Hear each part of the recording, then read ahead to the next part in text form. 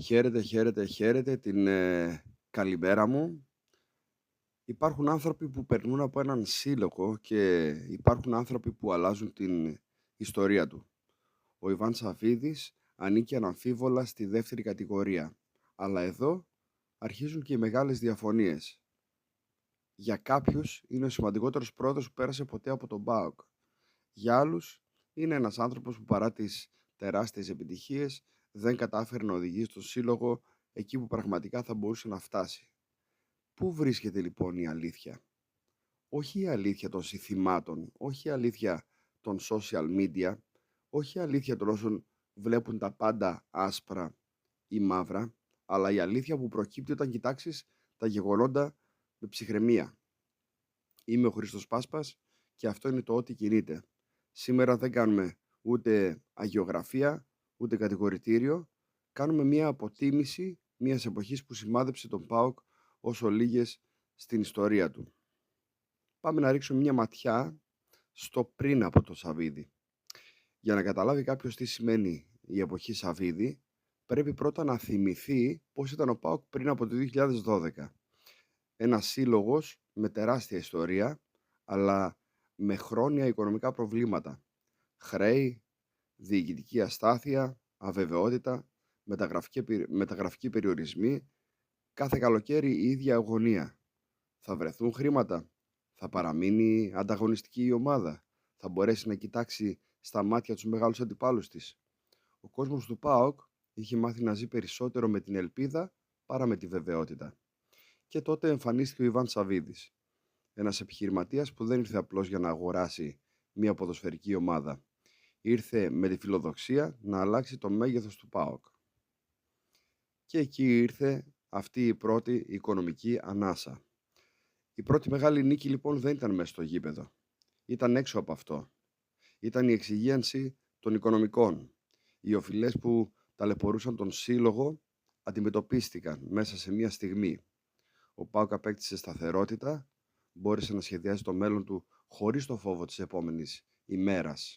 Για πρώτη φορά μετά από πολλά χρόνια η λέξη προγραμματισμός απέκτησε πραγματικό νόημα. Και αυτό ίσως είναι το πιο σημαντικό επίτευγμα της εποχής Σαββίδη. Γιατί οι τίτλοι έρχονται και φεύγουν. Οι οικονομικές βάσεις όμως καθορίζουν το μέλλον ενός συλλόγου για δεκαετίες. Ο ΠΑΟΚ σιγά σιγά αλλάζει νοοτροπία. Η δεύτερη μεγάλη αλλαγή ήταν η ψυχολογική. Ο ΠΑΟΚ έπαψε να αισθάνεται μικρότερος από οποιονδήποτε. Άρχισε να λειτουργεί σαν ένας μεγάλος σύλλογος που διεκδικεί. Και αυτό αποτυπώθηκε φυσικά και στις μεταγραφές. Στους προπονητές, στην οργάνωση, στις εγκαταστάσεις, στην καθημερινότητα γενικότερα. Δεν ήταν όλα τέλεια, αλλά ο πύχης ανέβηκε. Και όταν ανεβαίνει ο πύχης, ανεβαίνουν και οι απαιτήσεις. Και φυσικά μετά ακολούθησαν και οι μεγάλες στιγμές. Ακολούθησαν οι επιτυχίες. Το αίτητο πρωτάθλημα, τα κύπελα Ελλάδος, οι μεγάλες ευρωπαϊκές βραδιές, η ανάδειξη ποδοσφαιριστών, η επιστροφή της αυτοπεποίθησης. Ο ΠΑΟΚ δεν είναι πλέον ένας σύλλογος που απλώς συμμετείχε. Ο αιώνιος τέταρτος που λέγαμε παλιά όταν ήμασταν πιτσιρικάδες. Ήταν ένας σύλλογος που διεκδικούσε και πολλές φορές κέρδιζε. Και για χιλιάδες λοιπόν φιλάθλους, αυτή ήταν η πρώτη φορά που είδαν τον ΠΑΟΚ να κατακτά τίτλους με συνέπεια. Μια ολόκληρη γενιά μεγάλωσε πιστεύοντας ότι ο ΠΑΟΚ μπορεί να βρίσκεται στην κορυφή. Και αυτή η αλλαγή κουλτούρας ίσως είναι εξίσου σημαντική με τους ίδιους τους τίτλους του ΠΑΟΚ. Αλλά ο ΠΑΟΚ φυσικά δεν είναι μόνο ποδόσφαιρο. Η συμβολή του Ιβάν Σαββίδη δεν περιορίστηκε στην ποδοσφαιρική ομάδα. Οργανωτικά ο ΠΑΟΚ ενισχύθηκε σε πολλά επίπεδα. Ο σύλλογος απέκτησε διαφορετική παρουσία, η εικόνα του εκτός γηπέδου βελτιώθηκε, υπήρξαν επενδύσεις σε εγκαταστάσεις, σε υποδομές και φυσικά γίναν πρωτοβουλίες που ενίσχυσαν το συνολικό αποτύπωμα του οργανισμού του ΠΑΟΚ και αυτή είναι μια διάσταση που πολλές φορές μένει στη σκιά της αγωνιστικής φυσικά επικαιρότητας. Ας μην λέμε όμως μόνο ευχολόγια, υπάρχουν και τα λάθη. Εδώ ακριβώς ξεκινά και η άλλη πλευρά της ιστορίας.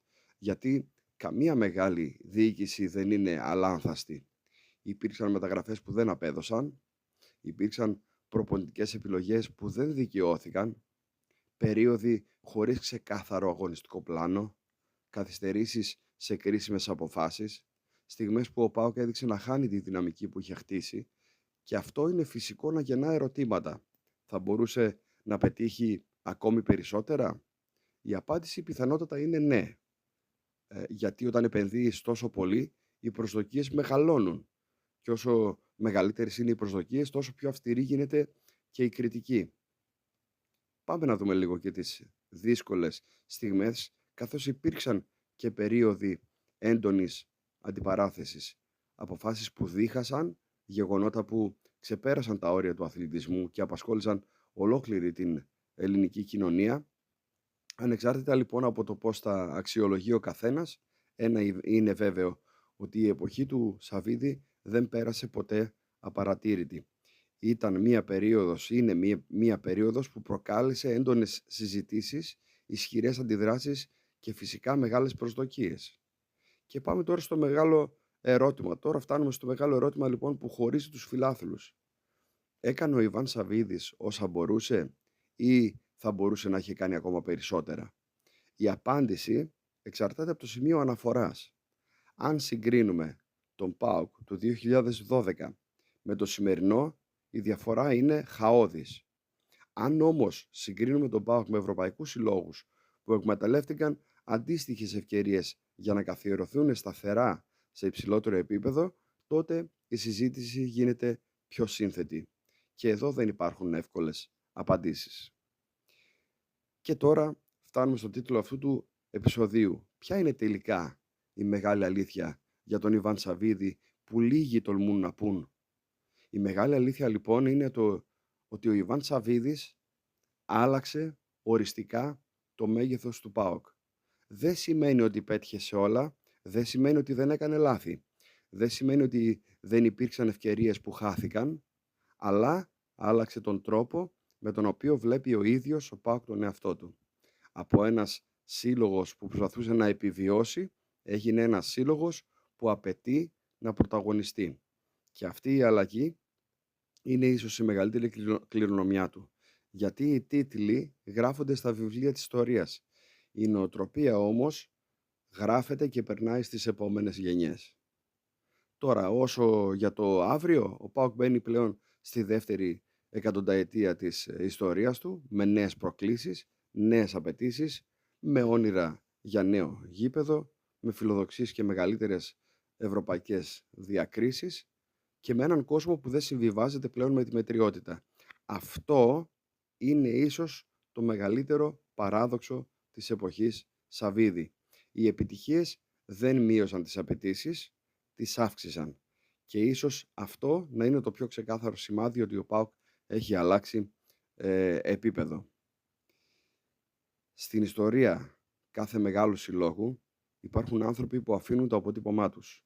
Κάποιοι το κάνουν με έναν τίτλο, κάποιοι με μια μεγάλη ομάδα, κάποιοι με μια σπουδαία στιγμή. Ο Ιβάν Σαββίδης άφησε κάτι διαφορετικό.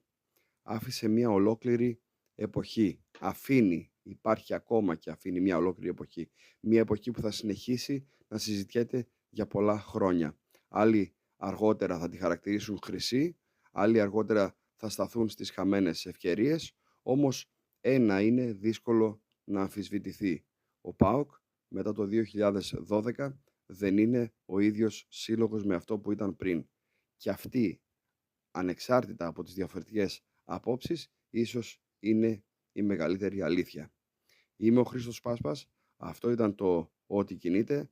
Αν σας άρεσε το επεισόδιο, ακολουθήστε το podcast στις αγαπημένες σας πλατφόρμες και μοιραστείτε το με όσους αγαπούν τον αθλητισμό, την ιστορία και τις συζητήσεις που αξίζει να γίνονται.